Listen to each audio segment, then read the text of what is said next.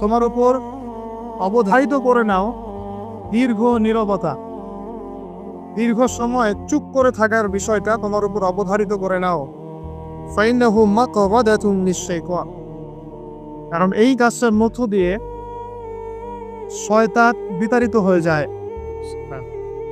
ওয়া আউনুন লাকা আলা আমরি দীনিক, দীর্ঘ সময় চুপ থাকলে তোমার দিনের প্রতিটা কাজ করার ব্যাপারে আল্লাহ তোমাকে সাহায্য করবেন, বা দীর্ঘ নীরবতার ব্যাপারটা দিনের প্রতিটা কাজ করার ক্ষেত্রে তোমাকে সহযোগিতা করবে। কুলতু, আমি বললাম, জিদনি ইয়া রাসূলুল্লাহ, হে আল্লাহর রাসূল সাল্লাল্লাহু আলাইহি ওয়াসাল্লাম, আমাকে আরো বাড়িয়ে দিন, আরো কিছু বলুন, আরো কিছু ওসিয়ত করুন। ক্বালা, তিনি বললেন, ইয়াকা ওয়া কাসরাতাদ দাহিক, সন্তান থাকবে, বেশি বেশি হাসবে না। ফাইন্নাহু ইউমিতুল কলব, কারণ যারা অধিক পরিমাণে হাসাহাসি করে তাদের কলব মরে যায়, তাদের কলবের মৃত্যু ঘটে। ওয়ায়াযহাবু বিনূরি ওয়াজহি, এবং চেহারার মধ্যে নূর চলে যায়, চেহারায় কোনো জ্যোতি বা নূর থাকে না। কুলতু জিদনি ইয়া রাসূলুল্লাহ, আল্লাহর রাসূল সাল্লাল্লাহু আলাইহি ওয়াসাল্লাম, আমাকে আরো বাড়িয়ে দিন, আরো কিছু ওসিয়ত করুন।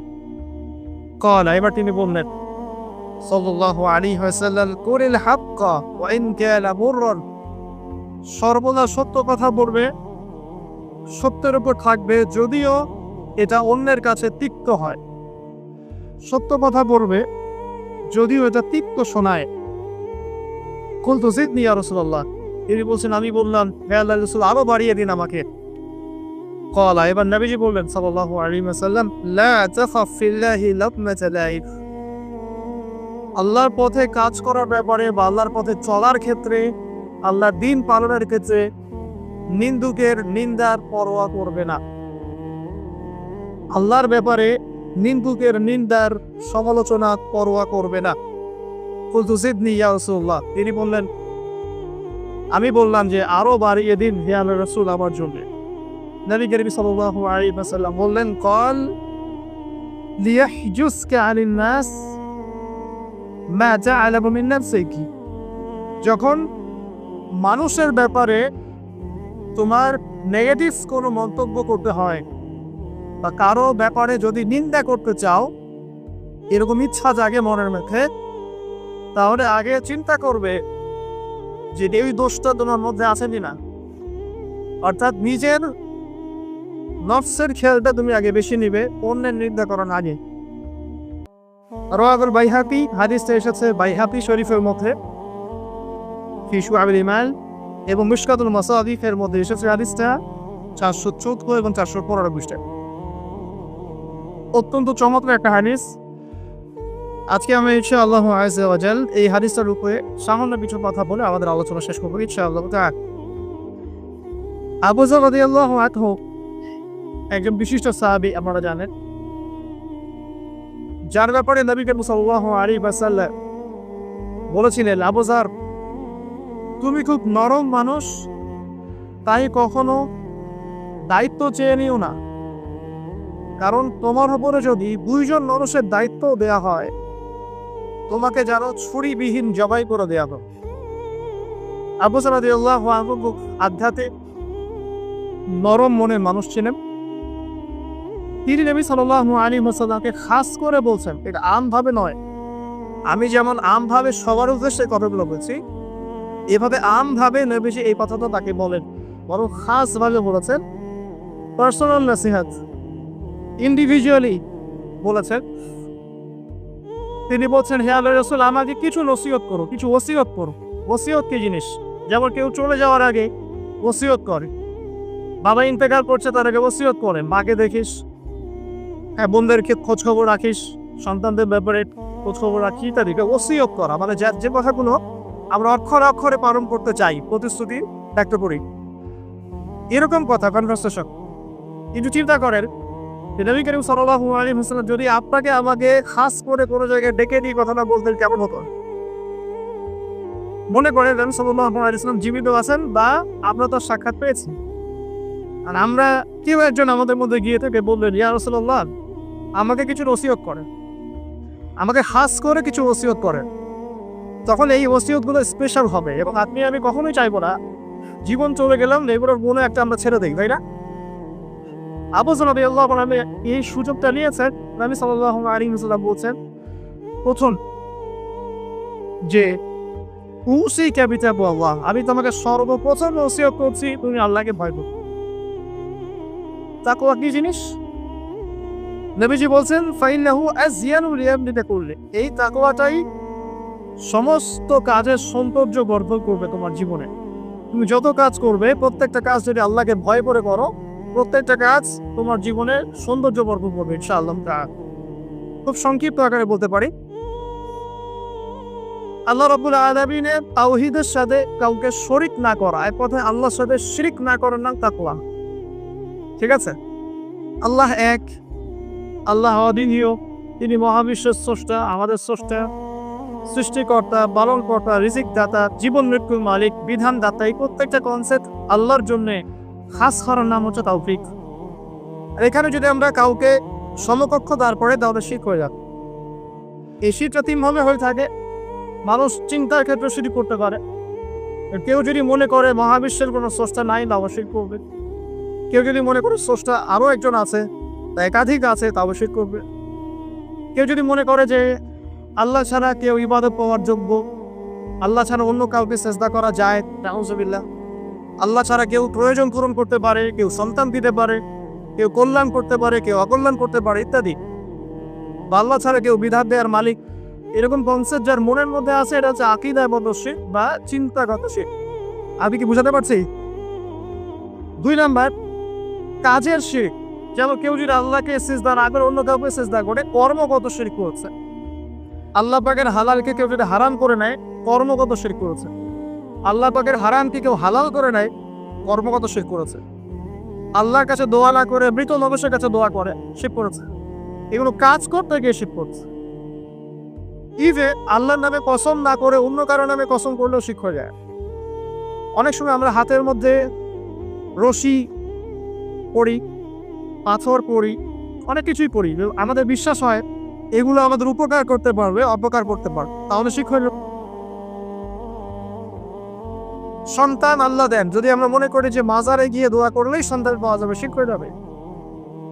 আর শিরক এমন একটা পাপ, যে পাপটা আল্লাহ পাক তওবা ছাড়া মাফ করেন না। মৃত্যুর আগে যদি তওবা করে মানুষ, ইনশাআল্লাহ আল্লাহ পাক মাফ করে দিবেন। যদি তওবা না করে মারা যায়, সম্ভাবনা বেশি এই ব্যক্তি জাহান্নামে যাবে না।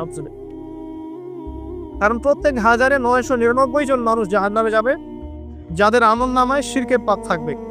আল্লাহ পাক সূরা নিসার মধ্যে বলেছেন, ইন্নাল্লাহা লা ইয়াগফিরু আন ইউশরাকা বিহি ওয়া ইয়াগফিরু মা দুনা যালিকা লিমান ইয়াশা। আল্লাহ পাক শিরকের গুনাহ ব্যতীত যে কোনো গুনাহ যাকে ইচ্ছা মাফ করতে পারে। যে কোনো গুনাহ, আপনি জিনা করেছেন, সিজদা করেন, ফিরে আসে, আল্লাহ মাফ করে দেবে ইনশাআল্লাহ।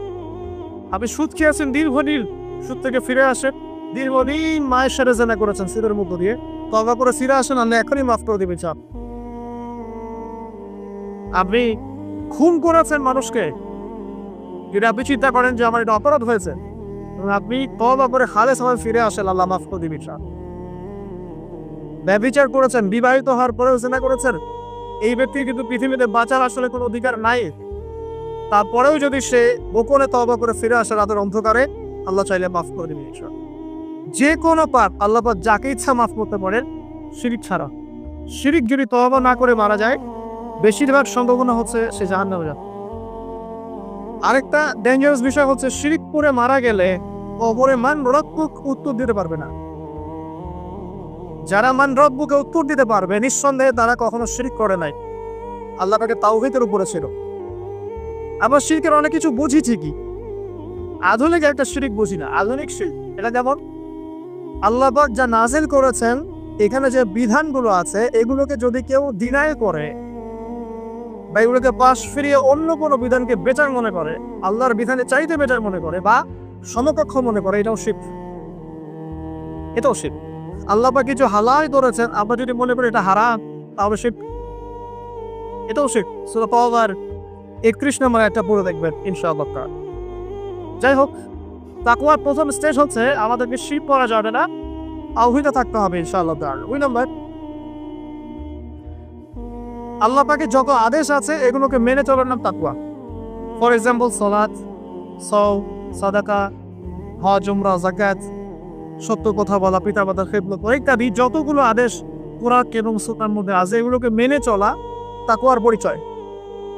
3 নাম্বার, আল্লাহ পাকের যত নিষেধ আছে এই সমস্ত নিষেধগুলোকে বর্জন করার নামও তাকওয়া। শুধু আদেশ মানলাম, নিষেধ বর্জন করলাম, এটা আসলে প্রকৃত তাকওয়ার পরিচয় নয়। আজকে আমরা মাশাআল্লাহ সবাই সালাত করেছি, কালকে সকালে যদি আমরা সুদি লেনদেন করি আমার মধ্যে তাকওয়া আসলে নাই। আমি ধর্মীয় জীবনে পাক্কা মুসল্লি হলেও অর্থনৈতিক জীবনে পাক্কা সুদখোর থেকে গেছে। এই অবস্থা যদি তওবা না করে মারা যায়, মায়ের সাথে জেনার অপরাধ নিয়ে কিয়ামতের মাঠে উঠবে ইনশাআল্লাহ। এটা আমার কথা না, নবী সাল্লাল্লাহু আলাইহি ওয়াসাল্লাম বলেছেন, সহিহ বুখারীর হাদিস। যে কোনো আলেমকে জিজ্ঞাসা করবেন, যে কোনো মাদ্রাসায় যাবে, যে কোনো প্রকাশনী বুখারী শরীফ এর লাগে না হাদিসটা পাবে, যে ব্যক্তি 1 দিরহাম সুদ খেলো সে যেন 36 বার জেনা করবে। আপনি যদি জানেন যে আপনার ক্লোজ কোনো ফ্রেন্ড বা আত্মীয় বা whoever is সে জেনা করে বেড়ায় বা মেয়েদের সাথে একাধিক মেয়ের সাথে তার সম্পর্ক আছে, ইলিগাল রিলেশনশিপ, আপনি নিশ্চয়ই তার দিকে সম্মানের দৃষ্টিতে তাকাবেন। রাখেল সামান এমন একটা যুগ যেখানে সুদ থেকে বাঁচা সো ভেরি ডিফিকাল্ট। এখানে হাজারে খুব কম মানুষই সুদ থেকে বাঁচতে পারে। যারা বেঁচে থাকবে তাদের গায়েও সুদের ছিটা ফোটা এসে লাগবেই লাগে, কারণ পুরো বিশ্বের ইকোনমিক সিস্টেমটাই সুদ ভিত্তিক। এটা পরিপূর্ণরূপে ইসলামিক ধাঁচে সাজানো এখন সম্ভব বলে মনে হচ্ছে না। আমরা চেষ্টা করতে পারি, সম্ভব তখন হবে যখন শেকড় উপরে আসবে। আর শেকড় কখন উপরে হবে? যখন মালহামা হবে। আর মালহামা কখন হবে? যখন মদিনার গুরুত্ব কমে যাবে এবং গুরুত্ব বেড়ে যাবে। আর যখন আসবেন, ঈসা ইবনে মারইয়াম আসবেন, তখন পৃথিবীতে ইনশাআল্লাহ আযজা ওয়া জাল ইসলাম ব্যতীত কিছুই বাকি থাকবে না। তখন ইনশাআল্লাহ তাআলা উপরের লেভেল থেকে সুদ বলতে কিছু থাকবে না ইনশাআল্লাহ। তবে এখন কি করবে? ফাত্তাকুল্লাহা মাসতাতাতুম, এখন এতটুকু করবেন, ফাত্তাকুল্লাহা মাসতাতাতুম, তোমরা সাধ্যমতো আল্লাহকে ভয় করো। আপনার সাথে যতটুকু কুলায় এতটুকু আপনি দূরে থাকবেন। পারতে পক্ষে চেষ্টা করবেন সুদ যেন আপনার গায়ে না লাগে। আল্লাহ পাক বোঝার তৌফিক দান করুক, আমিন। বলছিলাম আল্লাহ পাকের নিষেধগুলোকে বর্জন করার নাম তাকওয়া। নামাজ পড়ছি, রোজা রাখছি, যাকাত দিচ্ছি না, এদিকে সুদ খাচ্ছি, হারাম রিলেশনশিপে আছি, বা পরকীয়ায় লিপ্ত আছি, বা মানুষের সম্পদের অধিকার দিচ্ছি না, ব্যবসা করছি। আর ব্যবসা যারা করি আমরা বেশিরভাগই মিথ্যা কথা বলি। আমরা ব্যবসা যারা করি ম্যাক্সিমাম মিথ্যা কথা বলি, মিথ্যা কসম করি। এবং আমাদের এই মিথ্যা কসম ও প্রতারণার কারণে জালেম শাসকের শাসন চাপিয়ে দেওয়া হয় আল্লাহর পক্ষ থেকে। এটা হাদিস এসেছে, যখন ব্যবসায়ীরা প্রতারণা করবে, মিথ্যা কসম করে পণ্য বিক্রি করবে এবং মাপে কম দিবে, সিন্ডিকেট করবে, তখন আল্লাহর পক্ষ থেকে 2টা আযাব আসে। এক, জালেম পদশক্তিকে চাপিয়ে দেওয়া হয় যারা এদের উপর জুলুম করবে। 2, সমাজের মধ্যে দুর্ভিক্ষ নেমে আসে। এগুলো নবী সাল্লাল্লাহু আলাইহি ওয়াসাল্লামের কথা, বদলানোর কোনো সুযোগই নাই। আজও তার কাল হবে, এগুলো ফলে যাবে ইনশাআল্লাহ, কারণ যদি না আমরা আমাদের জায়গা থেকে সরে আসি। তো যারা ব্যবসা করছি অনেকেই মিথ্যা কথা বলেন, ম্যাক্সিমাম, এবং মনে করি যে ব্যবসা এগুলো মিথ্যা বলা জায়েজ, এটা ব্যবসার অংশ মনে করি।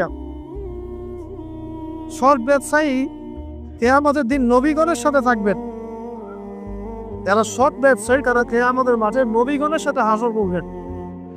ছাঁচে খুঁজে পাবেন না, এখন খুব কম সৎ ব্যবসায়ী পাবেন। যাই হোক, যেটা বলছিলাম ভাই, প্রিয় ভাইয়েরা, যে শুধু আদেশ মানার নাম তাকওয়া হয়, নিষেধটা বর্জন করতে হয়। আমরা নামাজ, রোজা, হজ, যাকাত সবই করছি মাশাআল্লাহ, ব্যবসায়িক জীবনে মাপে কম দিচ্ছি, ইকোনমিক লাইফে সুদ খাচ্ছি, আর পলিটিক্যাল লাইফ নিয়ে আমি কোনো কথা বলতে চাচ্ছি না। সেখানে কতটুকু আল্লাহ আর কতটুকু রাসূল আছেন আল্লাহ ভালো জানেন, আল্লাহ বিচার করবেন। আমি মৌলিক কথাগুলো বলছি। দেখেন, ফ্যামিলিগত ব্যাপারে আমরা দেখবেন বাহ্যিকভাবে ইসলামের লেবাস পোশাক আছে যে কি, আর ভিতরে অরিজিনাল ইসলাম নাই। দেখো পরিবারে ম্যাক্সিমাম পরিবারে তো পর্দালায় নামাজি ব্যক্তিরা খুব অভাব। আর নামাজি চিন্তা ভাবনা আপনাকে ফজরের জামাতে আসতে হবে। নামাজি চিন্তা ভাবনা আপনাকে ফজরের জামাতে আসতে হবে এই মসজিদেই। আজকে ফজরে আসবেন, দেখবেন এই যে মুসল্লি যারা বসে আছেন তাদের 50%ই নাই ইল্লা বাসাও। তো আমরা পার্সিয়ান ইসলাম ফলো করছি, কিছু মানছি কিছু মানছি না। আল্লাহ বলছেন এটা না, পরিপূর্ণরূপে ইসলামে প্রবেশ করো এবং এটার নাম তাকওয়া। উসিকুম বিতাকওয়া আল্লাহ, আমি তোমাকে আল্লাহর তাকওয়া, আল্লাহকে ভয় করার ওসিয়ত করছি, খাস করে অনুরোধ করছি, ওসিয়ত করছি। আদেশ মানার নাম যেমন তাকওয়া, নিষেধ বর্জনের নাম তাকওয়া। শুধু আদেশ মানলেই হবে না, নিষেধগুলো বর্জন করার চেষ্টা করতে হবে। আমরা এই জায়গাটাতেই সমস্যায় হচ্ছি। আদেশ আমরা অনেকেই পালন করতে পারি, আলহামদুলিল্লাহ, নামাজ পড়তে পারি, রোজা রাখতে পারি, অনেকে যাকাত দেই, মাশাআল্লাহ, সাদাকা করি, দান সাদাকা করি, ইসলামের প্রতি ভালোবাসা আছে, আল্লাহ এবং তার রাসূলকে মহব্বত করি, কিন্তু হারাম রিলেশনশিপ ছাড়তে পারছেন না। দেখবেন অ্যাফেয়ার ছাড়তে পারছেন না, ফ্রি মিক্সিং ছাড়তে পারছেন না, রিবা ছাড়তে পারছেন না, আপনার পরকীয়া ছাড়তে পারছেন না, অহেতুক এই যে নোংরা অপসংস্কৃতি ছাড়তে পারছেন না। খেয়াল করে দেখেন, স্মোকিং ছাড়তে পারছেন না, মাদক দ্রব্য সেবন ছাড়তে পারছেন না, বাট আপনি ইসলামকে ভালোবাসেন, আল্লাহকে ভালোবাসেন, রাসূলকে ভালোবাসেন। এইটাই মূল সমস্যা আমাদের এখানে। আমি ফিল করি আল্লাহ পাক আমাদের সবাইকে আদেশ মানার সাথে সাথে নিষেধ বর্জন করার তৌফিক দান করুন। 4, আল্লাহ রাব্বুল আলামিনকে হাজির এবং নাজির যার নাম তাকওয়া। হাজির নাজির কেমন? যে আমার জীবনের প্রতিটা স্টেপ আল্লাহ পাক দেখছেন এবং শুনছেন। আল্লাহ পাক আরশে আজিম থেকেই আমাকে দেখছেন, আমাকে শুনছেন প্রতিটা মুহূর্তে, এখন, আজ, কাল, আগামী, অতীত, বর্তমান, ভবিষ্যৎ, সব সময় আল্লাহ আমাকে দেখছেন, শুনছেন। প্রত্যেকটা মুহূর্তে এই কথা যার মাথায় থাকবে তার পাপ করার প্রবণতা কম হবে। পাপ করলেও সে তওবা করে আল্লাহর কাছে ফিরে আসবে। এইসব যদি তার দ্বারা কোনো পাপ হয়েও যায়, আপনি দেখবেন তাকওয়াই তাকে আবার ফিরিয়ে নিয়ে আসবে, সে আল্লাহর কাছে ফিরে আসবে। আল্লাহ পাকে হাজির এবং নাজির যা, এর আরেকটা নাম আছে, সেটা হলো যে ইহসান। কি নাম? হাদিসে জিবরিল নামে একটা হাদিস আছে, সহিহ বুখারী, সহিহ মুসলিমের 9 নম্বর হাদিস, আর মিশকাতুল মাসাবি 2 নম্বর হাদিস। ইহসান কি? জিবরাইল আলাইহিস সালাম নবী সাল্লাল্লাহু আলাইহি ওয়াসাল্লাম জিজ্ঞাসা করেছিলেন। তিনি বলছেন, আনতা আবুদুল্লাহ কাআন্নাকা তারাহু ফাইন লাম তাকুন তারাহু ফাইন্নাহু ইয়ারাক। তুমি এমন ভাবে আল্লাহর ইবাদত করবে যেন তুমি আল্লাহকে দেখছো। ওয়াইন লাম তাকুন তারাহু ফাইন্নাহু ইয়ারাক, এবং তুমি যদি আল্লাহকে দেখতে না পাও, তুমি সবসময় মনে রাখবে আল্লাহ পাক তোমাকে দেখছেন। এই কনসেপ্টটার নাম হচ্ছে ইহসান, যেটা আমাকে তাকওয়া দিবে। ইচ্ছা ইহসান থাকে আমলের মধ্যে। নামাজ পড়ছি, দেখবেন আমাদের মনোযোগ বেশিরভাগই দিকে থাকে না। আল্লাহ ভালো জানে, আমি আপনাদের পার্সোনাল ব্যাপারে ইন্টারফেয়ার করতে চাচ্ছি না, বাট আমার মনে হয় বেশিরভাগ মানুষই থাকে, কারণ বেশিরভাগ মানুষই তো নামাজে যা পড়ছি তার অর্থ জানি না। যখন আপনার সন্তান অসুস্থ হয়েছিল, আপনি হাত উঁচু করে আল্লাহর কাছে কান্নাকাটি করেছেন, তখন আপনার চোখ দিয়ে পানি পড়েছে, কারণ আপনি যা চেয়েছে ফিল করে বলেছেন আল্লাহর কাছে, আপনার চোখ দিয়ে পানি পড়েছে। কতদিন আপনি নামাজ সেজদায় কাঁদতে পেরেছেন? আমি কাঁদতে পেরেছি, ভাবতে হবে। কাঁদতে না পারার কারণ কি? কারণ হচ্ছে আমি নামাজে যা বই তার কিছুই বুঝি না। আমার কাছে নামাজ একটা ফিজিক্যাল এক্সারসাইজের মতো হয়ে গেছে। সরি ফর মাই ল্যাঙ্গুয়েজ, আমি কোনো কিছুকে অবমাননা করতে যাচ্ছি না, অনেক ব্যাপারটা এরকমই হয়ে গেছে। আর আবার বাহ্যিকতা নিয়ে আমরা বেশি ব্যস্ত। হাত কোথায় বাঁধতে হবে? নাভির নিচে না বুকে? তারপরে রফুল এদের পড়তে হবে কি না, পাইব লাগাবো কি লাগাবো না, আমি জোরে না আসছে, বাহ্যিক বিষয় নিয়ে বেশি ব্যস্ত। রুহানিয়াত, যেটা নামাজের ভিতরে রুহ বা আত্মা, ইহসান, মনোযোগ, আল্লাহর সাথে কতটুকু আমি কমিউনিকেট করতে পারলাম, মনের কথা কতটুকু আল্লাহর কাছে ব্যক্ত করতে পারলাম, নামাজে আমি কতটুকু আল্লাহকে ফিল করতে পারলাম, এটা খুব বেশি আলোচনা হয়। অথচ কোনটা মৌলিক বিষয় বলে দেখি? নামাজের এই মারেফতটা কি মূল না? আধ্যাত্মিকতাটাই মূল। আর বাহ্যিক বিষয়গুলো তো আল্লাহ পাক দেখছেন, নেগিয়ে দিবেন ইনশাআল্লাহ। তো এই যে প্রাণহীন ইবাদত হচ্ছে, রোজা রাখছি, রোজার মর্ম বুঝতে পারছি না। হজ করে আসলো, হাজি সাহেব টাইটেল হলো ঠিকই, হজের মূল মর্ম ইব্রাহিমের চেতনা সে শিখে আসতে পাবো। সাই করছে সাফা মারওয়া, সে ফিল করতে পারলো না এটা হাজরা আলাইহিস সালামের সুন্নাহ।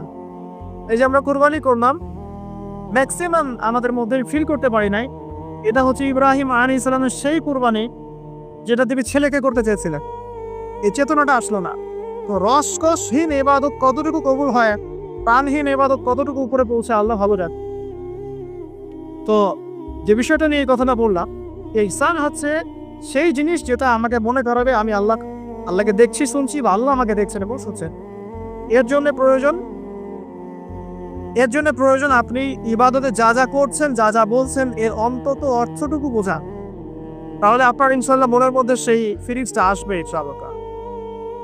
ফর এক্সাম্পল, আপনি নামাজে দাঁড়িয়ে পড়ছেন ওয়ানুনাজ্জিলু মিনাল কুরআন মা হুয়া শিফাউ ওয়া রাহমাতুল লিল মুমিনিন ওয়া লা ইয়াজিদু যালিমিনা ইল্লা ফাসা। এই আয়াতের অর্থ কতজন জানেন? একটু হাত উঁচু করে দেন।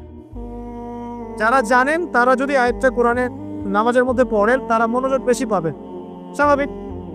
অর্থ হচ্ছে কোরআন আমরা নাজিল করেছি, এই কোরআনের মধ্যেই আছে শিফা বা আরোগ্য এবং মুমিনদের জন্য রহমত।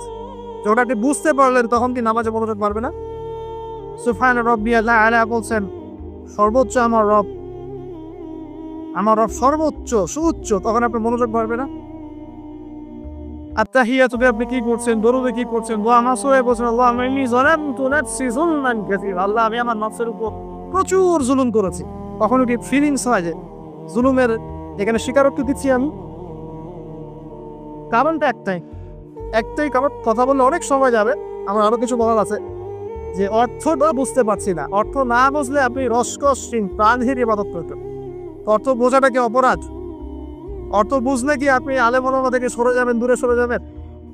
আর সবকিছুর অর্থ তো আপনি ব্যাখ্যাটা বুঝতে পারবেন না, তখন আপনি আলেম ওলামার কাছে আসবেন, এসে জিজ্ঞাসা করবেন, ব্যাখ্যা জেনে নিন। সিম্পল।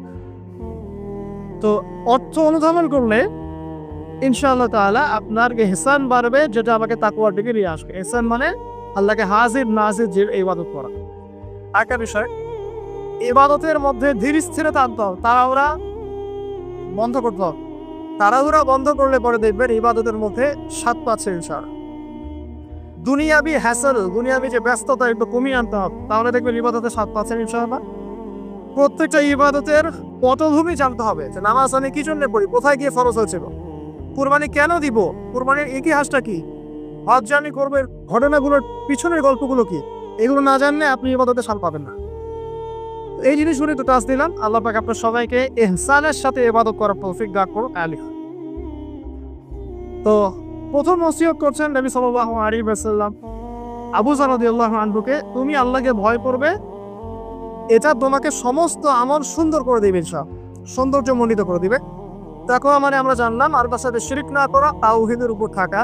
2, আল্লাহ পাকের আদেশগুলোকে মেনে চলার চেষ্টা করা। 3 নাম্বার, একই সাথে এট দ্য সেম টাইম আল্লাহ পাকের নিষেধগুলোকে বর্জন করা। 4, আল্লাহ পাকে হাজির এবং নাজির যা, আল্লাহ পাক আমার প্রতিটা কাজ দেখছেন, শুনছেন, এবং এগুলোর জন্য আল্লাহ পাক আমাকে জবাবদিহি করাবেন, কোনো সন্দেহ নাই, জবাবদিহি করাবেন। তো বিদায় হজের ভাষণে নবী সাল্লাল্লাহু আলাইহি ওয়াসাল্লাম বলেছিলেন, এই তাকওয়ার কথাই বলেছিলেন। তিনি বলেছিলেন সাল্লাল্লাহু আলাইহি ওয়াসাল্লাম যে আজকে থেকে আরবের উপর অনরবের কোনো ভেদাভেদ নাই, সাদার উপর কালো, কালোর উপর লালের কোনো ভেদাভেদ নাই। কুল্লুকুম মিন আদম, তোমরা সবাই আদম সন্তান, ওয়া আদামু মিন তুরাব, এবং আদম হচ্ছে মাটির সন্তান। ইল্লা তাকওয়া, শুধু তাকওয়া ব্যতীত, যার মধ্যে আল্লাহ ভীতি যত বেশি, সে আল্লাহর কাছে তত বেশি মর্যাদা সম্পন্ন। সূরা হুজুরাতেও সেম কথা আছে, 13 নম্বর আয়াতে আল্লাহ পাক বলেছেন, ইয়া আইয়ুহান নাস, হে মানব জাতি, ইন্না আকরামাকুম ইনদাল্লাহি আতকাকুম, হে মানব জাতি, তোমাদের মধ্যে আল্লাহর কাছে সবচেয়ে বেশি মর্যাদা সম্পন্ন সেই ব্যক্তি যে অধিক মুত্তাকি বা অধিক তাকওয়াওয়ালা। এবং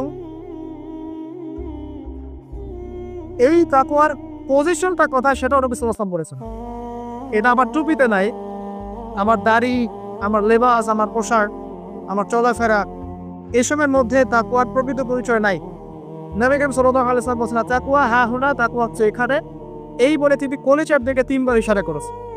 অর্থাৎ তাকওয়ার মূল কেন্দ্র কোথায়? আপনার কলবে। আর কলব সংক্রান্ত একটা কথা কিন্তু হাদিসের মধ্যে আসবে একটু আগে। কিছু একটা কাজ করলে কলবটা মরে যাবে, সে কাজটা কি? আমরা হাদিসটা ধরতে পারছেন, সামনে যাচ্ছে চলো।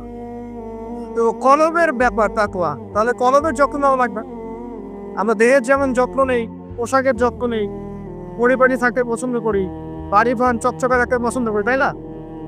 তো তাহলে কলবটাই পরিষ্কার করার চেষ্টা করতে হবে। কি করলে কলবের যত্ন হবে তার কথা এই হাদিসে আছে, একটু সামনে যাচ্ছি। আমি ওই হাদিসের বাইরে কিছু কথা বলছি। কলবের যত্ন, বেশি বেশি মৌতের স্মরণ এবং পরকালের ফিকির। কলবকে চিন্তা করবে ইনশাআল্লাহ। মনের মধ্যে কোনো প্রকার রিয়া অহংকার রাখা যাবে না, কলব জীবিত হবে ইনশাআল্লাহ। কারো প্রতি হিংসা বিদ্বেষ পোষণ করবেন না, কলব জিন্দা থাকবে ইনশাআল্লাহ। মানব সেবামূলক যে কাজগুলো আছে, ফর এক্সাম্পল এতিমের দেখাশোনা করা, বিধবাদের খোঁজ খবর নেয়া, মিসকিনের পাশে দাঁড়ানো, এই কাজগুলো করলে কলব জিন্দা হয়, কলবের মধ্যে নূর আসে, সাকিনা আসে। কলব পরিষ্কার না করে যতই দাড়ি টুপি পাগড়ি জুব্বা পরি না কেন, আদতে কোনো লাভ হবে না। আল্লামা তকিউসমানি হাফিজাহুল্লাহর তাসাউস এবং তাসকিয়া ওইটা করতে পারেন, এখানে ডিটেইলস এই বিষয়ে জানতে পারবেন ইনশাআল্লাহ। সামনে যাই। আবু যর রাদিয়াল্লাহু তাআলা আলাইকা, তোমার উপর শক্ত করে নাও, বিতিলাওয়াতিল কোরআন, কোরআনের তেলাওয়াত, তোমার উপরে কোরআনের তেলাওয়াতটাকে অবধারিত করে নাও, শক্ত করে নাও। ওয়া যিকরিল্লাহি আযজা ওয়া জাল্লা, আল্লাহ পাকের জিকিরটাকে অবধারিত করে নাও। ফাইন্নাহু যিকরুন লাকা ফিস সামা, কারণ এই বিষয়টা আসমানে তোমাকে স্মরণের মাধ্যম হবে। ওয়া নূরুন লাকা ফিল আরদি, এবং পৃথিবীতে আল্লাহ পাক তোমাকে নূর দান করবে। দ্বিতীয় ওসিয়তের মধ্যে দুটো জিনিস, একটা হচ্ছে কোরআন তেলাওয়াত, একটা হচ্ছে আল্লাহর জিকির। কোরআন তেলাওয়াত সম্পর্কে খুব সরল একটা কথা বলছি। কোরআনুল কারীম বিশুদ্ধ করে তেলাওয়াত শিখতে হবে, এক নম্বর বিষয়। যদি বিশুদ্ধ করে মদ মাখরাজ তাজবিদের সাথে না শেখেন, তাহলে সারা জীবন ভুল করে যাবেন আর কোরআনের অর্থ বিকৃত হয়ে যাবে। আপনার অজান্তেই এমন অর্থ চলে আসবে যা আপনি মোটেও কল্পনা করেননি এবং কামনাও করেন নাই। আপনি বলছেন ফর এক্সাম্পল যে আলহামদুলিল্লাহ রাব্বিল আলামিন, অর্থ সুন্দর, সমস্ত প্রশংসা আল্লাহর জন্য যিনি বিশ্বজাহানের প্রতিপালক। হা এর উচ্চারণ ভুল করেছেন, বলেছেন আলহামদুলিল্লাহ রাব্বিল আলামিন, অর্থ বিকৃত হয়ে গেছে। অর্থ হচ্ছে সমস্ত নিন্দা বিশ্বজাহানের প্রতিপালক আল্লাহর জন্য, নাউজুবিল্লাহ। বলেছেন কুল ইয়া আইয়ুহাল কাফিরুন, হে কাফেররা, লা আ'বুদু মা তা'বুদুন, আমি তার ইবাদত করি না যার ইবাদত তোমরা করো। অর্থ ঠিক আছে, ঈমান তাওহীদ আছে। অথচ আপনি যদি বলেন কুল ইয়া আইয়ুহাল কাফিরুন লা আ'বুদু মা তা'বুদুন, বাস গন কেস। অর্থ কি হবে ভাই? আমি অবশ্যই তার ইবাদত করি, যার ইবাদত তোমরা করো, কাফেররা তোমরা করো। এটা ঈমান না কুফর? একটা মদের কারণে আপনার পার্থক্য এক বাক্যে বলে ফেলছি। যেভাবেই হোক, যত সময় লাগুক, যে বয়সেই থাকেন, বিশুদ্ধ করে কোরআন তেলাওয়াত না শিখে মৃত্যুবরণ করবেন না, ওয়াদা করে আল্লাহ। যে বয়সেই হন, যেখানেই পড়ে, যে প্রফেশনেই থাকে, যত গরিবই হন, যত বড়লোকই হন, যাই হন, হুয়েভার ইউ আর, কোরআন তেলাওয়াত বিশুদ্ধ করে না শিখে কবরে যাবেন না, ওয়াদা করেন। আর সারা জীবনে যা করেছেন, যত কিছু শিখেছেন, আপনার সায়েন্স, আপনার আর্টস, আপনার commerce, medical science, engineering, BCS career, যা কিছু করেছেন, সব কিছু বৃথা হয়ে যাবে যদি পরকালে আপনি পুলসিরে পারবেন না। আর আল কুরআনুল হুজ্জাতুল লাকা আলাইহি, কোরআন হয় তোমার পক্ষে দলিল হবে, না হলে বিপক্ষে। যারা কোরআন বিশুদ্ধ করে তিলাওয়াতও করতে শিখছে না, কোরআন কি তার পক্ষে দলিল হবে বলে মনে হয়? আল্লাহ পাক আমাদের সবাইকে তৌফিক দান করুন, আমিন। তিলাওয়াতটা অ্যাটলিস্ট 3 সেকেন্ড, অর্থ বোঝেন আর নাই বোঝেন, আমি আবারও স্পষ্ট করেই বলছি। স্পষ্ট করে বলার পরেও কিছু মানুষের কেন জানি চুলটারি থামে না, আমি জানি না, তবে এটা নিয়ে আমার মাথা ব্যথা নাই। আমি স্পষ্ট করে আবারও বলছি, কোরআন বিশুদ্ধ করে তেলাওয়াত করলে প্রত্যেক হরফে 10 নেকি পাবেন। কোরআন আপনার পক্ষে সুপারিশ করবে ইনশাআল্লাহ, আল্লাহ আপনাকে নূর দিবে, ঠিক আছে? এবং কোরআনের সুপারিশ কবুল করা হবে, আল্লাহ পাক আপনাকে জান্নাত দিবেন ইনশাআল্লাহ। এবং আলিফ লাম মিম পড়লে 30 নেকি হয়ে যায়, 3 নেকি বা 10 নেকি না। আলিফ লাম মিম পড়লে 3টা হরফে 30 নেকি হয়ে যায়। বিশুদ্ধ করে কোরআন তেলাওয়াত করলেন, অর্থ বোঝেন বা না বোঝেন, আপনি প্রত্যেক হরফে 10 নেকি। কিন্তু কোরআনের অর্থ অনুধাবন না করলে, কোরআনের অর্থ বুঝতে না পারলে, আপনি কোরআনকে বাস্তবে প্রয়োগ করতে পারবেন না। আর কোরআনকে বাস্তবে প্রয়োগ করতে না পারলে, আপনি কোরআনের মৌলিক হকটা আদায় করতে পারবেন না। তাই অর্থ না বুঝে যদি সারা জীবন কোরআন তেলাওয়াত করে যাই, কোরআন তেলাওয়াতের নেকি হবে ঠিকই, প্রত্যেক হরফে 10 নেকি হবে ঠিকই, কোরআন আপনাকে সুপারিশও করতে পারে, বাস কোরআনের প্রকৃত হত্যা দুনিয়াকে আদায় হয়নি। আর কোরআন নাযিল করা হয়েছে যাতে মানুষ উপদেশ গ্রহণ করে, তাদাব্বুর করে, ফিকির করে, এটাকে নিয়ে গবেষণা করে এবং এর মধ্য দিয়ে মানুষ যেন পথ খুঁজে পায়। এই কারণে আপনার স্কুল, কলেজ, ইউনিভার্সিটিতে যা পড়ছেন এগুলো সব যদি ফার্সি ভাষায় হতো বা কার্গিস ভাষায় হতো বা ধরেন রাশিয়ান ভাষায় হতো এবং আপনি এগুলো অর্থ জানেন না, শুধু পড়েন আর মুখস্থ করেন, তাহলে কি আপনি আদৌ পরীক্ষা পাস করতে পারবেন? প্রশ্নের উত্তর দিতে পারবেন? সিম্পল বিষয়, কেন এটা হজম করতে এত সমস্যা হয় বুঝতে পারি। অর্থ জানার জন্য কি করতে হবে? অর্থ জানার জন্য আরবি ব্যাকরণের মৌলিক বইগুলো শিখতে হবে। আরবি ব্যাকরণের মৌলিক বইগুলো আপনাকে পড়তে হবে। মাদ্রাসায় যেটা হবে, মাদ্রাসার যে আলেম ওলামারা আছেন তাদের কাছে পড়ে থাকতে হবে, আরবি ভাষা শিখতে হবে। এইগুলো যদি খুব ডিফিকাল্ট মনে হয় সেক্ষেত্রে আপনি কমপক্ষে একটা বিশুদ্ধ তাফসীর কিনবেন, কিনে আপনি কোরআন নিয়মিত অর্থ সহ পড়বেন। তবে এতটুকু পড়াশোনা করে কখনো নিজেকে মুফতি ভাববেন না, ফতোয়াবাজি শুরু করুন। এটা গুরুত্বপূর্ণ নসিহত, কারণ অনেকে আবার অর্থ পড়ে ফতোয়া দেওয়া শুরু করে। একজন কোরআন পড়ে আমাকে বলেছিল, কোরআনে তো 5 ওয়াক্ত নামাজই পেলাম না, 2 ওয়াক্ত নামাজ পাচ্ছি।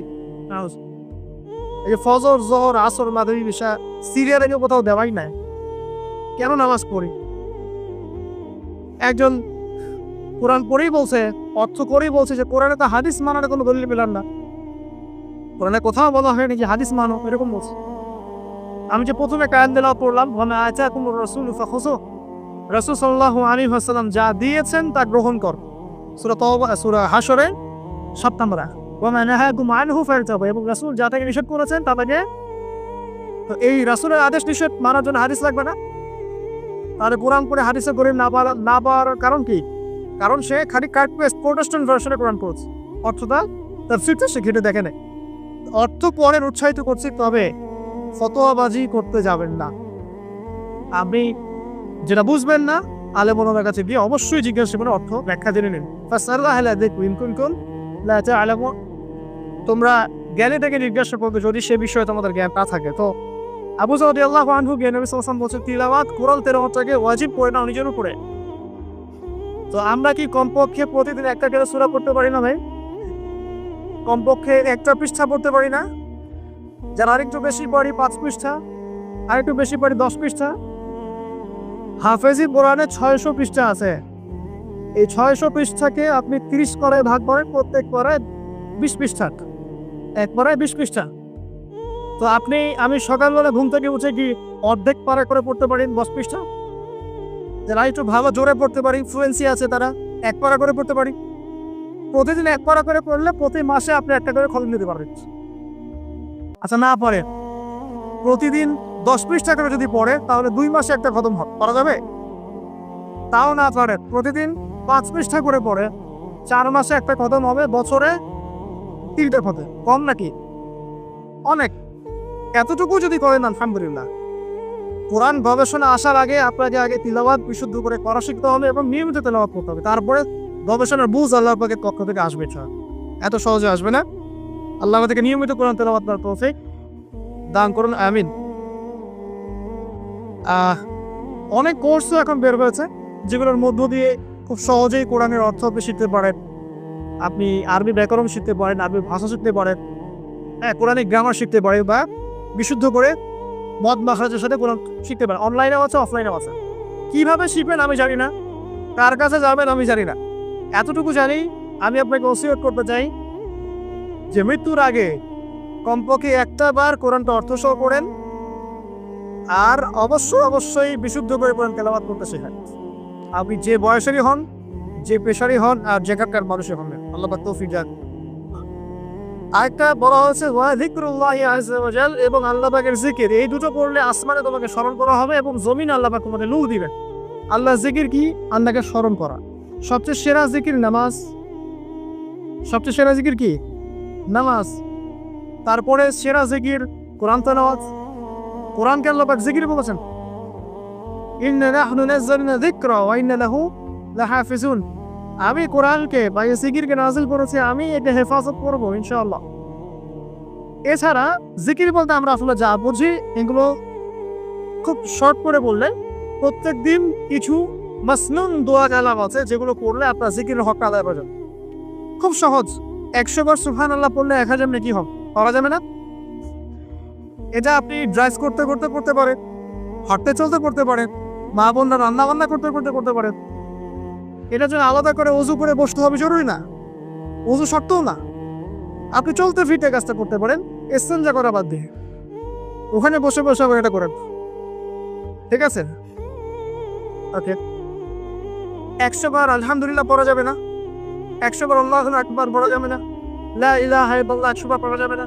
খুব সহজ।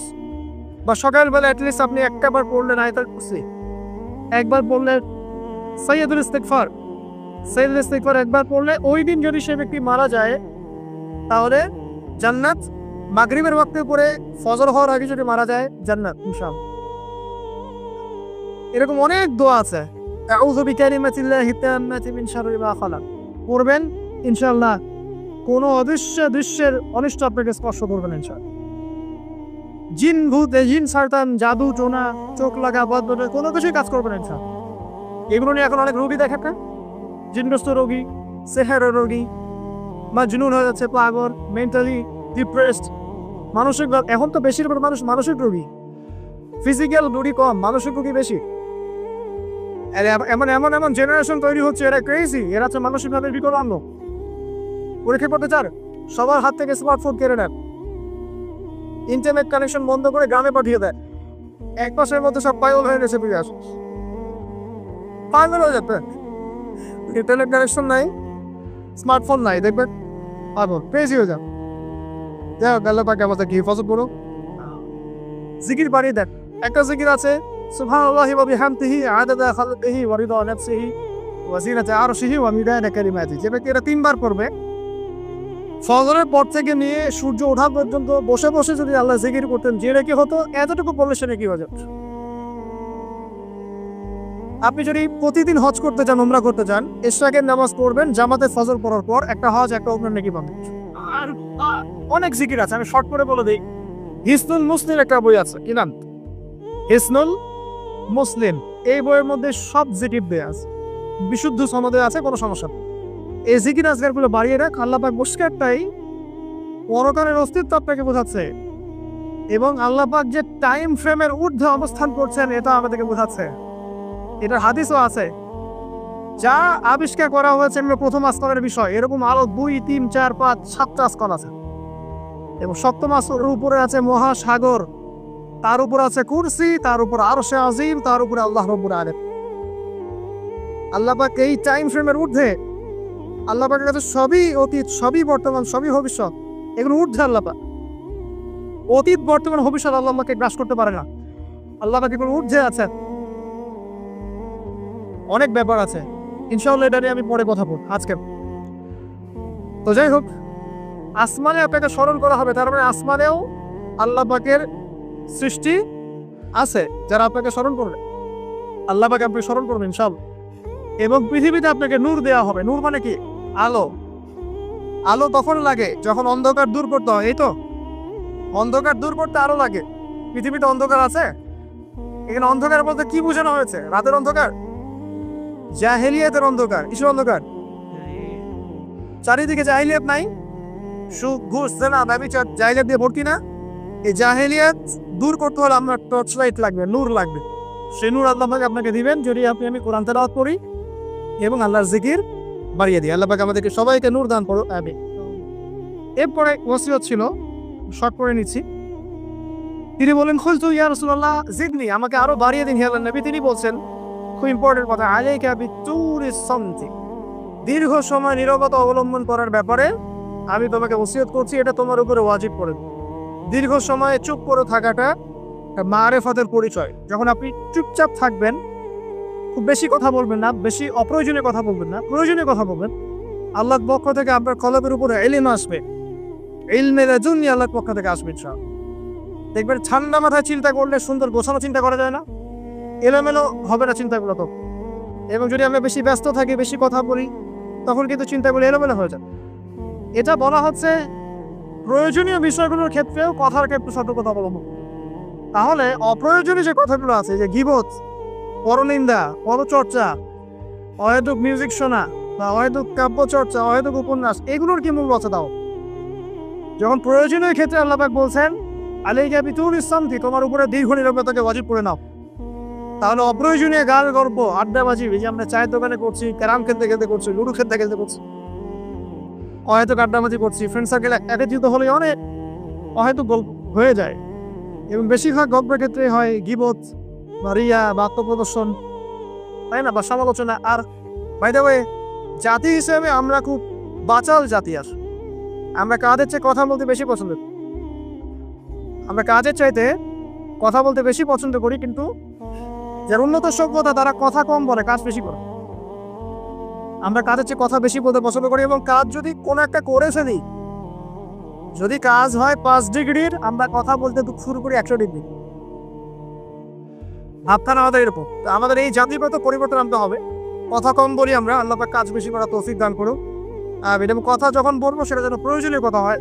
আর যদি কোনো অপ্রয়োজনীয় কথা হয়েও যায় কোনো জায়গায়, একটা দোয়া পরে উঠবেন, ইনশাল্লাহ কাজ সারা হয়ে যাবে। এটা বেশি জরুরি না? এটা বেশি জরুরি। তো যখন কোনো জায়গায় বসলেন, অপ্রয়োজনীয় অনেক কথা হয়ে গেছে, ওঠার আগে বলবেন সুবহানাকা আল্লাহুম্মা ওয়া বিহামদিক আশহাদু আল্লা ইলাহা ইল্লা আনতা আস্তাগফিরুকা ওয়া আতুবু ইলাইক। বাস। আপনার এই বৈঠকে যদি কোনো অপ্রয়োজনীয় কথা হয়ে যায়, আল্লাহ পাক সেটা মাফ করে দেবেন ইনশাআল্লাহ। এটা মা বোনদেরকে শেখাবেন, কারণ তাদের এটা বেশি প্রয়োজন। যাই হোক, এরপরে আসেন, তারপরে তিনি বলছেন জিদনি ইয়া রাসূলুল্লাহ, আমাকে আরো কিছু ওসিয়ত করুন। তিনি বলছেন ওয়া ইয়াকা কাহরাতিদ দাহিক, খুব ইম্পর্টেন্ট, তোমার উপরে এটা অবধারিত করো যে তুমি বেশি হাসবে না, বেশি বেশি হাসবে না। সূরা তাওবার মধ্যে একটা আয়াত আছে, তারা বেশি বেশি হেসে নিক, অচিরিতারে এমন অনেক বেশি কান্নাকাটি শুরু করবে।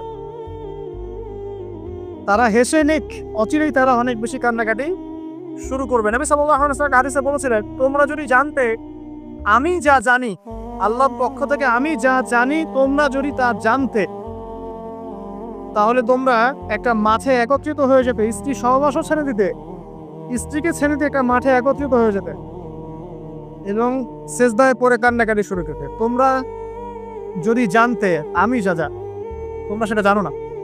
তো বেশি হাসাটার কুফল কি? নবী সাল্লাল্লাহু আলাইহি ওয়াসাল্লাম বলছেন ফাইন্নাহু ইউমিজুল কলবা, এটা ওই যে কলবের কথা বললাম, কলবের যত্ন নিতে হবে, কলবকে মেরে ফেলবে। বেশি বেশি হাসলে কলবকে মেরে ফেলবে। আবার এখন থেকে কিছু ব্যায়ামের অ্যাসোসিয়েশন বের হচ্ছে, এরা সবাইকে হাসায়, হো হো করে, এরা সবাইকে হো হো করে হাসায়, বলে জোরে জোরে হাসলে হার্টের অসুখ নাকি কম হয়। আর আল্লাহ রাসূল বলছেন যারা বেশি বেশি হাসে এদের কলব মরে যায়। নবীজি কেমন করে হাসতেন? নবী সাল্লাল্লাহু আলাইহি ওয়াসাল্লাম মুচকি হাসতেন, তিনি হাসতেন। এমনকি বলা হচ্ছে হাদিসে, নিজের দিনী ভাইয়ের সাথে, মুসলিম ভাইয়ের সাথে হাসি মুখে সাক্ষাৎ করলে নেকি হয়, আবার নামে নেকি খাবার। তো হাসবো অবশ্যই, আমরা কখনই মানে হাসা কমিয়ে দিব, অবশ্যই হাসবো, তবে অট্ট হাসি না। অট্ট হাসি নিজের হৃদয়টাকে কি করে, মেরে ফেলে। মুচকি হাসি। আর নবীজি কখনো কখনো এমনভাবে হেসেছেন যে তার দাঁত দেখা গেছে, এমনভাবেও হেসেছেন, কিন্তু সেটা সংখ্যা খুব কম ছিল। তো আসুন, এরা একটা কুফল আছে ওয়ায়াযহাবু বিনূরি ওয়াজহি, এবং এই অট্ট হাসি বেশি বেশি দেওয়ার ফলে চেহারার যে নূর, মুত্তাকি মানুষ যারা, নামাজি মানুষ যারা কোরআনের সাথে সম্পর্ক রাখে, দেখবেন চেহারা একটা নূর থাকে, একটা আলো থাকে, আল্লাহর পক্ষ থেকে একটা নূর থাকে, একটা রব থাকে, একটা প্রভাব থাকে। রব মানে প্রভাব। তো বেশি বেশি জোরে জোরে হাসতে চেহারার নূর কমে যায়। একটু খেয়াল করে দেখবেন, আপনি 5 ওয়াক্ত সালাত জামাতের সঙ্গে পড়ার চেষ্টা করেন, নিয়মিত তাহাজ্জুদে উঠতে অভ্যাস করেন, দেখবেন ফজরের ওয়াক্তের দিকে আপনার চেহারা দিয়ে কিছু একটা নূর বের হচ্ছে। এটা হবে, দেখবেন চেহারাটা নুরানি লাগবে। দেখবেন অনেক ভাই যারা মারা গেছেন, জানাজা করাতে গিয়ে দেখবেন চেহারা নুরানি, চেহারাতে আলো বের হচ্ছে। আর মানুষ যত বেশি পাপ করতে থাকে, চেহারা নূর তত কমতে থাকে, চেহারা নূর তত কমতে থাকে। যত বেশি প্রকাশ্য আর গোপন পান মানুষ করতে থাকে, চেহারা নূর কমতে থাকে। তবে অনেক নুরানি চেহারার পিছনেও কিন্তু শয়তান থাকে, এটাও মাথায় রাখা হবে। তো আল্লাহ পাক আমাদেরকে, আল্লাহ পাকে প্রকৃত মুত্তাকি বান্দা হওয়ার তৌফিক দান করুন, আমিন। আর দুটো ওসিয়ত তিনি করেছেন, সেটা হলো যে কুলতু জিদনি ইয়া রাসূলুল্লাহ, আমি বললাম ইয়া রাসূলুল্লাহ আমাকে আরো বাড়িয়ে দিন, আরো নসিহত করুন। তিনি বলছেন কুলিল হাম ইন কানা মুররান, সবসময় সত্য কথা বলবে যদিও এটা তিতা শোনায়, মানুষের কাছে তিক্ত মনে হয়, তুমি সত্য কথা বলবে। আর সত্যের সংজ্ঞাটা আমাদের জানতে হবে। সত্যের সংজ্ঞাটা আমরা যা শিখেছি এটা চূড়ান্ত সংজ্ঞা নয়। সত্যের ডেফিনেশন হচ্ছে সূরা কাহফের 29 নম্বর আয়াত আছে। কোন সূরা? সূরা কাহফ 29 নম্বর আয়াতে আছে। আল্লাহ পাক বলেছেন ওয়াকুলিল হামদু মির রাব্বিকুম ফামান শাআ ফালইউমিন ওয়া মান শাআ ফালইয়াকফুর। সত্য সেটাই, ভালো করে শোনেন, সত্য সেটাই যা তোমার রবের পক্ষ থেকে নাযিল হয়। যার ইচ্ছা হয় সে মেনে নিক, ঈমান আনুক, যার ইচ্ছা হয় অস্বীকার। ইন্না আতাদনা লিযালিমিনা নারা, আমি জালেমদের জন্য আগুন প্রস্তুত করেছি। ইলা আখির আয়াত। তো এখানে আল্লাহ পাক সত্যের ডেফিনেশন দিয়েছেন। দ্য ডেফিনেশন অফ ট্রুথ, সত্যের ডেফিনেশন কি? আল্লাহর পক্ষ থেকে যা নাযিল হবে সেটাই সত্য। আল্লাহর পক্ষ থেকে তাওরাত নাযিল হয়েছে, ঠিক আছে, জাবুর নাযিল হয়েছে, ইনজিল নাযিল হয়েছে, সুহফ ইব্রাহিম মুসা নাযিল হয়েছে, কোরআন নাযিল হয়েছে। যখন তাওরাত নাযিল হয়েছিল, তাওরাত ওই যুগের জন্য সত্য মিথ্যার চূড়ান্ত মানদণ্ড ছিল। এখন না, এবং সেটা রহিত হয়ে গেছে। জাবুর ওই যুগের জন্য সত্য মিথ্যার চূড়ান্ত মানদণ্ড ছিল। ইনজিল ওই যুগের ছিল। যখন থেকে কোরআন নাযিল হয়েছে এবং সুন্নাহ এসেছে, কিয়ামত পর্যন্ত সত্য মিথ্যার এর বাইরে কোনো মানদণ্ড আছে? তবে যে কোনো বুদ্ধি, যে কোনো দর্শন বা ফিলোসফি, যে কোনো স্কুল অফ থট, যে কোনো মতবাদ, যে কোনো বৈজ্ঞানিক আবিষ্কার, যেটাই হোক না কেন, যদি কোরআন এবং সুন্নাহর সাথে মিলে যায়, সাংঘর্ষিক না হয়, সেটাকে মেনে নিতে আমাদের কোনো আপত্তি নেই, ঠিক আছে। কিন্তু যে কোনো বিজ্ঞান বা দর্শন বা যুক্তি বা মানব রচিত কোনো মতবাদ, যেটাই হোক, যে কোনো স্কুল অফ থট বা ফিলোসফিক্যাল থট, এগুলো কোরআন এবং সুন্নাহর সাথে যদি না মিলে সাংঘর্ষিক হয়, সেক্ষেত্রে এটা না মানাই আপনার আমার উপর ওয়াজিব। এটা সত্য মিথ্যার মানদণ্ড থাকবে না। এখন আমাদের কাজ কি? জাস্ট এগুলোকে মিলিয়ে দেখা কোরআন সুন্নাহর সাথে এগুলো মিলছে কিনা, ব্যাস। ওয়াইন কানা মুররান, যদি সত্য তিতাও হয় তবুও বলতে হবে। যদি চাকরি চলেও যায়, ইমাম সাহেবকে সুদের এগেনস্টে বলতে হবে, বলা শিখতে হবে। ঘুষের এগেনস্টে বলা শিখতে হবে, দুর্নীতির এগেনস্টে বলা শিখতে হবে। ওয়াইন কানা মুররান, যদি তিতাও লাগে, তবে বলার ভাষাটা এগ্রেসিভ হবে না। মানুষকে আঘাত ধরে বলার ব্যাপারটা ইসলাম সমর্থন করছে না। কিভাবে? ফেরাউনের কাছে নবী মুসা আলাইহিস সালামকে দাওয়াত দিতে পাঠানো হচ্ছে। ফেরাউন এই যে হামাদ, কারুন নাম মনে আছে তো, তাদের কাছে পাঠানো হচ্ছে নবী মুসা এবং তার ভাই হারুন আলাইহিস সালামকে। আল্লাহ পাক এখন তাদেরকে বলছে কি, দেহাদা ইলা ফিরাউন, তোমরা দুজনে ফেরাউনের কাছে যাও, ফাকুলা লাহু কাওলান লাইয়িনা, ফেরাউনের কাছে গিয়ে নরম ভাষায় কথা বলো, লাআল্লাহু ইয়াতাযাক্কারু আও ইয়াখশা, হতে পারে সে উপদেশ গ্রহণ করবে এবং আমাকে ভয় করবে। তো প্রেজেন্টেশন একটা ব্যাপার আছে। আল্লাহ নবী মুহাম্মদ সাল্লাল্লাহু আলাইহি ওয়াসাল্লামকে বলছেন যে উদউ ইলা সাবিলি রাব্বিকা বিল হিকমা, তুমি তোমার রবের দিকে মানুষকে ডাকো প্রজ্ঞার সাথে, ওয়া মাউইযাতিন হাসানা, এবং উত্তম উপদেশের সাথে, রুড হবে না, এগ্রেসিভলি না, আর চরম পন্থার প্রয়োগ করে নয়, এমনভাবে যাতে করে সত্যটা উপস্থাপিত হয় এবং আপনার ভাষা উপস্থাপনা, এক্সপ্রেশন এবং অ্যাটিটিউডটা এগ্রেসিভ করে নাও, ঠিক আছে। এই বিষয়টা খেয়াল রাখা উচিত আমাদের। আমরা যারা ওয়াইজ বা বক্তা বা খতিব বা দায়ী আছি, মানুষকে আঘাত করে কথা বলে আসলে ফায়দা খুব একটা হয় না। বরং তাকে যদি বুঝিয়ে দেওয়া যায়, সত্যতা উপস্থাপন করা যায়, আর আল্লাহ যদি তার তাকদীরে হেদায়েত লিখে রাখেন, ইনশাআল্লাহ সে হেদায়েত পাবে। আর যদি নাও পায়, আপনার দায়িত্ব শেষ। ফাযাক্কির ইন্নামা আনতা মুযাক্কির, আমি উপদেশ দিন, আমি শুধু উপদেশদাতা। লাস্তা আলাইহিম বিমুসাইতির, আপনি কারো প্রতি দারোগা নন। ফাযাক্কির ইন নাফাআতি যিকরা, আপনি উপদেশ দিন যদি উপদেশ কাজে আসে। সায়াযাক্কারু মান ইয়াখশা, যারা আল্লাহকে ভয় করে তারা শীঘ্রই উপদেশ গ্রহণ করবে ইনশাআল্লাহ। আল্লাহ পাক আমাদের সবাইকে প্রকৃত দায়ী হওয়ার তৌফিক দান করুন, আমিন। একজনের কথা বলে আমি সামনে যাচ্ছি। মুসআব বিন উমাইর রাদিয়াল্লাহু আনহু, ইসলামের ইতিহাসের প্রথম দায়ী, যাকে নবী সাল্লাল্লাহু আলাইহি ওয়াসাল্লাম মক্কা থেকে মদিনায় পাঠিয়েছিলেন, যিনি বিনাশী জীবন যাপন করতেন জাহিলি যুগে। তার এত দামি পারফিউম ছিল, আতর ছিল, খুশবু ছিল, যে মক্কায় কারো কাছে নাই। বুঝতে পারছেন? ইসলাম কবুল করার পরে তার অবস্থা এমন হয়েছিল যে তার একাধিক পোশাকও নাই যেটা চেঞ্জ করে নামাজ পড়বেন। উহুদের যুদ্ধে তিনি শহীদ হয়েছেন এবং তাকে দাফন করার জন্য কাফনের কাপড় পাওয়া যায়নি। তাকে ঘাস, ইখসিন নামক ঘাস দিয়ে দাফন করেছে। এই হলো আপনার দুনিয়ার শেষ পরিণতি। কিন্তু পরকালে তিনি এখন জান্নাতুল ফিরদৌসে আছে, বুঝা। এখানে আপনি সাফল্যও বুঝতে পারছেন। মুসাব বিন উমাইর রাদিয়াল্লাহু আনহু যখন মদিনায় গিয়ে দাওয়াত দিচ্ছেন, তখন সাদ বিন মুআজ নামে এক সাহাবী ছিলেন, যিনি আওস গোত্রের নেতা। তিনি দাওয়াতি কাজ করছেন, কিন্তু সাদ বিন মুআজ তার কাছে এটা পছন্দ হচ্ছে না। তিনি এসে খুব কড়া ভাষায় বললেন যে, মদিনা থেকে এই দাওয়াতি কাজ যদি বের না করো, তাহলে তোমার আমার মাঝখানে যে আত্মীয়তার সম্পর্ক আছে এটাও থাকবে না, মানে তোমাকে আমি হত্যা করব। মানে তিনি ইসলামটা পছন্দ করছেন না। তিনি বলছেন, এখান থেকে বেরো, এই দাওয়াতি কাজ এখান থেকে বন্ধ করো, মদিনা থেকে বের হও। তখন মুসাব বিন উমাইর কি করছেন শোনেন। তিনি বলছেন, তিনি কোনো রকম এগ্রেসিভ কথা বললেন না। আমরা হলে কি করতাম? আমরা হলে কিন্তু এগ্রেসিভ কথা বলতাম। আমাদের ইস্যু না থাকলেও যে পরিমাণে এগ্রেসিভ কথা আমরা বলি, ইস্যু খুঁজে খুঁজে বের করে একের মানহানি করার জন্য, আন্ডারস্টিমেট করার জন্য, মানুষের চোখে তাকে আন্ডারস্টিমেট করার জন্য, কত কি না ইস্যু না থাকলেও। আর এখানে তো ইস্যু জাদল্যমান, তাকে সে বড় ভাষায় বলছে, বেরো এখান থেকে, এমসু থেকে বেরো, দাওয়াতি কাজ করা যাবে। তিনি বলছেন, আচ্ছা ফাতাস না, আপনি কি একটু বসবেন, একটু শুনবেন? ওয়াইন রদিতা নে কবিলস, আমি যে দাওয়াতটা দিচ্ছি এটা যদি আপনার পছন্দ হয় তাহলে আপনি কবুল করবেন। ওয়াইন ক্যারিহিতা, যদি আপনি এটা অপছন্দ করেন, আজান লান কামাতান, তাহলে আপনি যেটা অপছন্দ করছেন এটা আপনাকে বেরিয়ে চলেন। কত ডিপ্লোম্যাটিক অ্যান্সার, যে আমি যে দাওয়াতটা দিচ্ছি এই দাওয়াতটা যদি আপনার পছন্দ হয় আপনি কবুল করেন, যদি না হয় তাহলে আমি এখান থেকে চলেন। এবার তিনি বসলেন, তাওহীদের কথা শোনালেন, লা ইলাহা ইল্লাল্লাহ দাওয়াত দিলেন, ইসলামের সব বেসিক জিনিসগুলো বোঝালেন। সাদ বিন মুআজ রাদিয়াল্লাহু আনহু ইমিডিয়েটলি ইসলাম কবুল করলেন এবং তার মধ্য দিয়ে 80টা পরিবার ইসলাম কবুল করলেন। এই হচ্ছে দায়ী ক্যারেক্টার হওয়া উচিত। আল্লাহ পাক আমাদেরকে তার মতো দায়ী হওয়ার তৌফিক দান করুন, আমিন। তো যেটা বলছিলাম যে সত্য উপস্থাপন করতে হবে, তবে মাউইজাতুল হাসানা, হিকমার সাথে, প্রজ্ঞার সাথে এবং যুগোপযোগীভাবে কোরআন সুন্নাহকে হাতে নিয়ে ওয়ার্ল্ডকে ডিল করার মতো জ্ঞান থাকতে হবে।